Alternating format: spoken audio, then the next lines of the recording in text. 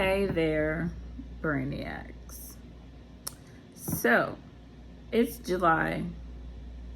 There's been a lot of things going on since January 1st, 2020. However, it is indeed National Minority Mental Health Month. And as you know, this channel is all things mental health. So it's been a long time since I've done a Mental Health Monday, and I kind of like to do them pretty much informally. So this is really just more of an educational piece and an encouraging piece to our communities of color. So, question: did you guys know that 16.3% of Hispanic adults live with a mental health condition? Did you know that 18.6% Black adults are living with a mental health condition? Did you know that 13.9% Asian adults are living with a mental health condition? Or how about 28.3% Indigenous or Native Americans also live with a mental health condition? Did you know? So, why is that? Being that we are considered minorities. I don't know the percentage in this country based on each minority, but I know it's a significant less amount than our white counterparts. So, these numbers say to me that there are a significant amount of people in communities of color, or minorities, if you will, living in states that we shouldn't, really and truly. There are many reasons why mental health is frowned upon in these communities. Barriers to access to treatment. Therapy is expensive, guys. You guys know I do this for a living. I know that it's expensive. I too, from time to time, ring my therapist and be like, hey girl, let's chat. It's expensive. That's why I don't do it every week. Also, language barriers. There's not enough representation in mental health for people to feel comfortable going. Lack of cultural competence.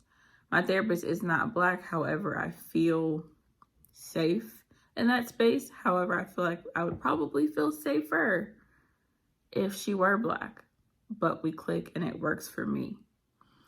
Racism, bias, discrimination in treatment settings. I'm not going to get too much into that because I don't want it to be 30 minutes long. Lower quality care. We see that even in the medical field. Not going to get into that either because I think it's there. And if you don't know, Google exists. Lower likelihood of health insurance or adequate coverage. I have had so many people reach out. Oh, you don't take this insurance. For one, I am not a licensed professional yet. Working on that. Anyways, it's ridiculous that even though it's a part of healthcare, it's still really hard to access. The high level of mental health stigma in minority populations. Guys, it's okay not to be okay. I want y'all to know that. Embrace that. I've got a video coming up with a friend of mine. You're going to hear some things that she has to say as a person of color. So stay tuned for that. Belief that treatment will not help. My personal belief is that many people, especially people of color, don't give therapy enough time. It's not, I'm going to the doctor and they're going to shoot me up with something that's going to make me feel better immediately or the day or 2 days after. Doesn't work that way. It's a lot of work outside of the office or in the corona after you hang up from your virtual session. It doesn't work that way. You have to put in the work too. You got to be willing to make strides and changes. You've also got to be willing to hear what different perspective your mental health professional provides you with. I could go on and on about this, and this is already longer than I anticipated it on being, but again, it is National Minority Mental Health Awareness Month.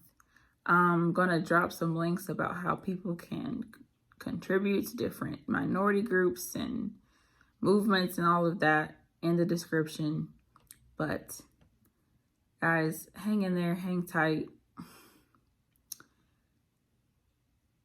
Be willing to be open and vulnerable. Let's destigmatize our communities. And I know sometimes I get so passionate about it, like even though I'm not like a lot of people, but it just leaves me speechless sometimes. But anyways, I've held you long enough. I just wanted to, throw that out there in terms of National Minority Mental Health Month. Let's make changes, fellow persons of color. Love you all. Stay safe. Thanks for tuning in to Brainwashed.